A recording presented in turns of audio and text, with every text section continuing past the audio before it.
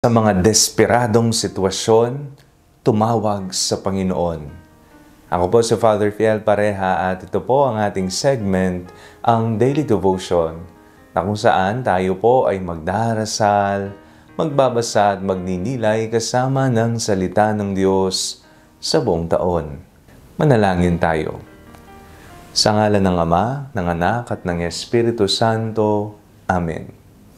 Halina, banal na Espiritu, liwanagan mo ang aming puso at isip nang maunawaan at may sa buhay namin ang iyong salita. Amen.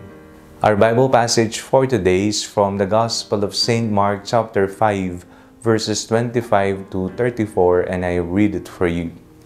Now there was a woman who had been suffering from hemorrhages for 12 years. She had endured much under many physicians and had spent all that she had, and she was no better, but rather grew worse. She had heard about Jesus and came up behind him in the crowd and touched his cloak. For she said, "If I but touch his clothes, I will be made well." Immediately her hemorrhage stopped, and she felt in her body that she was healed of her disease. Immediately aware that power had gone forth from him, Jesus turned about in the crowd and said, "Who touched my clothes?" And his disciples said to him, "You see the crowd pressing in on you? How can you say, 'Who touched me?'" He looked all around to see who had done it. But the woman, knowing what had happened to her, came in fear and trembling, fell down before him and told him the whole truth. He said to her, "Daughter, your faith has made you well. Go in peace and be healed of your disease." Ano na po ang pinaka-desperadong sitwasyon na inyong naranasan? Yung tipong hindi mo alam kung ano yung gagawin, kung saan ka pupunta, kung sino ang lalapitan mo, mga pagkakataon na pakiramdam mo'y nasa dead end na ang sitwasyon ng iyong buhay at wala ng pag-asa. Ang ating pong binasang ebanghelyo sa araw na ito ay isang paalala po sa ating lahat na sa mga desperadong sitwasyon, tumawag sa Panginoon.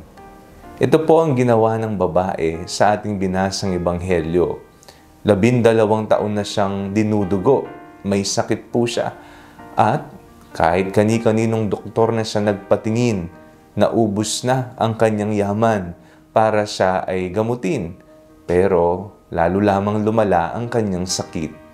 Kaya nang marinig niya na si Jesus ay naroon, talagang nakipagsiksikan siya at hinawakan ang laylayan ng damit ng Panginoong Hesukristo at naramdaman niya na siya ay gumaling. Sa kanyang pananampalataya, sa kanyang pagtawag, paglapit sa ating Panginoong Hesukristo, tinanggap niya ang kagalingan kanyang hinihingi. Ikaw, ano ba ang hinihingi mo sa Diyos? Dumapit ka sa Kanya. Tawagin ang pangalan ni Jesus at hindi ka madidismaya, sapagkat sa mga pagkakataon na feel po natin na wala na tayong pag-asa, sagad na ang ating buhay, ibinigay na natin ang lahat, nariyan ang Panginoon, ang ating huling alas. Manalangin tayo. Panginoong Jesucristo, kami po ay nagpapasalamat sapagkat hindi niyo po kami pinapabayaan sa araw-araw naming pamumuhay. Maraming salamat po sapagkat sa mga panahon na kami po ay desperado na sa buhay, nariyan kayo at tumutulong sa amin. Amen. Sa ngalan ng Ama, ng Anak at ng Espiritu Santo. Amen. Huwag po ninyong kalimutang i-like ang video ito, mag-comment po kayo and share it with your family and friends. Ang Panalangin Bago Matulog ay may sariling Facebook page na po. Huwag niyo pong kakalimutang mag-like at mag-follow dito, and do not forget to subscribe to our YouTube channel. I-click niyo lang po ang link na nasa description ng video ito, o kaya naman po just search Father Fiel Pareha.